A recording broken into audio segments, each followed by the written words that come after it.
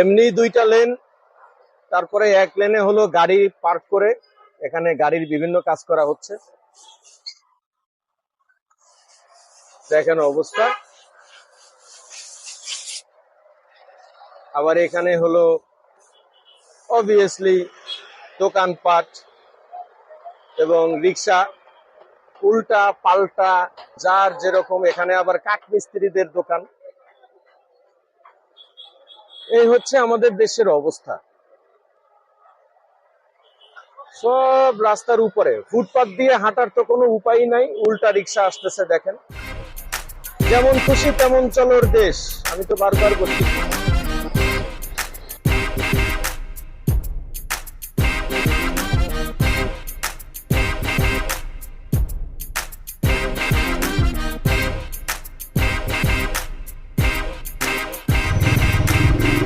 রাস্তা বেশি চওড়া হলে যে সমস্যা বলছিলাম, দেখেন এটার পাশে একটা লেন রাখা হয়েছিল হচ্ছে পার্কিং এর জন্য, সেই সম্পূর্ণ লেনটা হয়ে গেছে এখন দোকানদারদের জন্য।